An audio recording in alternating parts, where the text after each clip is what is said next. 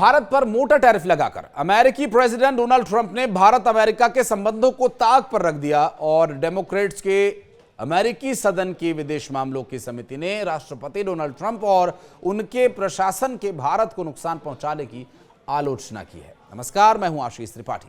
अपने कदम से अपनों में घिरे डोनाल्ड ट्रंप दरअसल भारत पर रूसी तेल की खरीद पर यूक्रेन युद्ध में रूस की आर्थिक मदद का आरोप लगाते हुए भारत पर 50% टैरिफ उन्होंने लगा दिया।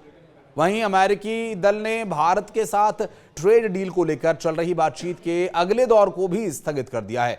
इन नीतियों की वजह से अब ट्रंप को घर में ही विरोध का सामना करना पड़ रहा है। अमेरिकी राजनेताओं और विशेषज्ञों ने ट्रंप की टैरिफ नीतियों और भारत पर लगाए गए शुल्क की कड़ी आलोचना की है। बुधवार से भारत कर अतिरिक्त 25% टैरिफ लागू होने के बाद कई अमेरिकी सांसदों, राजनयिकों, विशेषज्ञों ने चेतावनी दी है कि यह कदम अमेरिका की सबसे महत्वपूर्ण राजनीतिक साझेदारियों में से एक को नुकसान पहुंचा सकता है।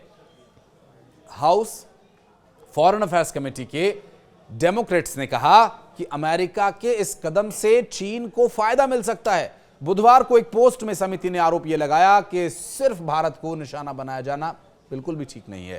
पोस्ट में उन्होंने कहा लिख करके कि टैरिफ के साथ सिर्फ भारत पर ध्यान केंद्रित करने का ट्रंप का फैसला अमेरिकियों को नुकसान पहुंचा रहा है और इस प्रक्रिया में अमेरिका भारत संबंध खराब हो रहे हैं। पोस्ट में आगे लिखा गया कि अगर ट्रंप प्रशासन रूसी तेल खरीदार बन रहा है और रूसी तेल खरीदने वाले हर देश पर अतिरिक्त प्रतिबंध की धमकी का विकल्प चुनता है तो बात अलग होती, लेकिन सिर्फ भारत पर ही ध्यान केंद्रित करने का यह फैसला लेना, इसका नतीजा ठीक नहीं होगा।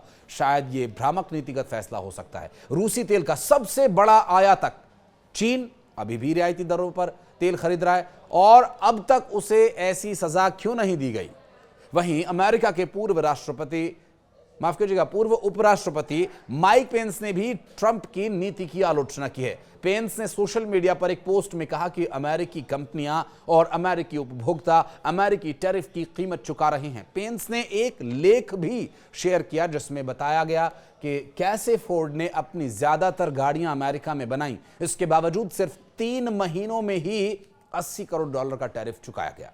अमेरिका के पूर्व उप विदेश मंत्री कर्ट कैंपबेल ने अमेरिका और भारत की साझेदारी को 21वीं सदी में अमेरिका का सबसे महत्वपूर्ण रिश्ता बताया। उन्होंने कहा कि प्रधानमंत्री नरेंद्र मोदी को राष्ट्रपति ट्रंप के आगे घुटने नहीं टेकने चाहिए। भारत में अमेरिका के पूर्व राजदूत केनेथ जस्टर ने भी इन चिंताओं को दोहराया और कहा कि अचानक टैरिफ की घोषणा एक कूटनीतिक झटका है जिससे अमेरिका का ही नुकसान होगा। तो वहीं ट्रंप की रिपब्लिकन पार्टी के कुछ नेताओं ने भी ट्रंप की नीतियों पर सवाल उठाए।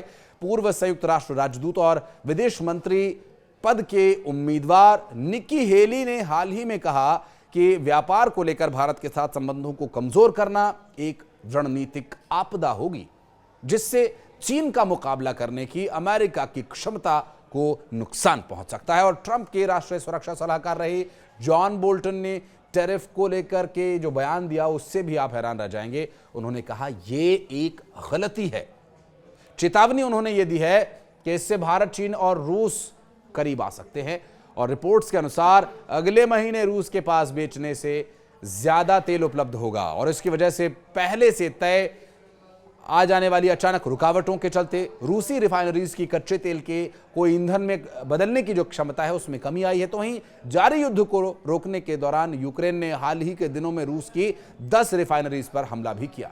आंकड़े बताते हैं कि इसके चलते रूस की ऑयल रिफाइनरी करने की जो क्षमता है वो 17% तक प्रभावित हुई है। साल 2022 में शुरू हुई इस सैन्य कार्रवाई के बाद रूस पर पश्चिम के कई देशों ने प्रतिबंध लगाया हुआ है और इस दौरान भारत रूसी तेल का सबसे बड़ा खरीदार बनकर सामने आया था। हालांकि अब अमेरिकी सरकार इस लेन देन पर आपत्ति जता रही है। ट्रंप की शुरुआती घोषणा में 25% टैरिफ और जुर्माना शामिल थे, तो वहीं बाद में 25% शुल्क और लगाया गया। इस लिहाज से भारत पर कुल टैरिफ 50% पहुंच गया। अमेरिका ने भारत पर रूसी तेल खरीदार मुनाफाखोरी का भी आरोप लगाया, जबकि भारत की तरफ से पहले ही यह साफ किया जा चुका है कि यूरोपीय संघ और अमेरिकी खुद भी रूस से अरबों डॉलर का व्यापार कर रहे हैं। रिपोर्ट के मुताबिक अगर भारत ने तेल खरीदना बंद कर दिया तो रूस अपना मौजूदा निर्यात बरकरार नहीं रख पाएगा और इसका सीधा असर उसके तेल से मिलने वाले राजस्व पर भी पड़ेगा। दरअसल डेमोक्रेट सांसदों की इस समिति ने रूसी तेल खरीद को लेकर भारत को निशाना बनाने को गलत ठहराया। सांसदों का कहना है कि जहां भारत से रिश्तों में सुधार आ रहा था तब उस पर टैरिफ लगाया गया, वहीं रूस के सबसे बड़े कच्चे तेल के निर्यातकों में से एक चीन पर ऐसा कोई दंड नहीं लगाया गया। डेमोक्रेट्स ने कहा कि भारतीय आयात पर ट्रंप द्वारा लगाया गया यह टैरिफ अमेरिकियों को नुकसान पहुंचा रहा है। पिछले 2 दशकों से भारत और अमेरिका के रिश्तों में जो सुधार आया था उसको भी बहुत नुकसान पहुंचा है। पैनल ने न्यूयॉर्क टाइम्स की एक रिपोर्ट का हवाला भी दिया जिसमें यह कहा गया था कि अगर ट्रंप प्रशासन रूसी तेल खरीदने वाले किसी भी देश पर द्वितीयक प्रतिबंधों की धमकी को लागू करने का विकल्प चुनता है तो यह बात अलग होती, लेकिन सिर्फ भारत पर एक्शन लेना बिल्कुल भी ठीक नहीं है। पैनल के द्वारा दिया गया यह बयान निश्चित रूप से डोनाल्ड ट्रंप को चौतरफा घेरने की रणनीति के तौर पर भी देखा जा रहा है। और लेकिन ऐसा अगर हो रहा है और ऐसा हो, क्योंकि अगर ऐसा होता रहा तो इस पर विचार करने पर पता चलेगा कि पहले कार्यकाल के जो दौरान अधिकारी हैं उनके बयान से भी ये बात सामने आ रही है कि ट्रंप अभी अपनी मनमानी में लग गए हैं। क्योंकि पहले कार्यकाल के दौरान व्हाइट हाउस में मौजूद अधिकारियों ने बताया कि आपसी अविश्वास की शुरुआत जो है वो 22 जुलाई 2019 से हुई थी, खास करके भारत के साथ। और इस दिन ट्रंप ने व्हाइट हाउस में पाकिस्तान के तत्कालीन प्रधानमंत्री इमरान खान से मुलाकात की थी। ट्रंप ने कहा कि अगर भारत पाकिस्तान राजी हो तो वो कश्मीर मसले में मध्यस्थता करने के लिए तैयार है, लेकिन भारत ने पहले इस पर स्पष्ट कर दिया कि भारत कश्मीर के मामले पर किसी की मध्यस्थता के लिए बिल्कुल राजी नहीं है। ट्रंप ने दावा किया कि पीएम मोदी उनसे इस मामले में भूमिका निभाने को कह चुके हैं। ट्रंप की भारतीय उपमहाद्वीप के बारे में समझ तब कच्ची थी और इसके दावे से भारत हैरान था और इस तरफ से तुरंत खंडन भी कर दिया गया। असल में भारत हमेशा से कश्मीर को द्विपक्षीय मुद्दा मानता है और ऐसी घटनाएं हुई जिससे कुछ एक घटनाएं ऐसी भी हुई जिससे अंदाजा लग रहा है कि ट्रंप शायद वो खुशफहमी का शिकार भी हो गए हो सकते हैं। बहरहाल आप इस बारे में क्या सोचते हैं ये जरूर बताइएगा।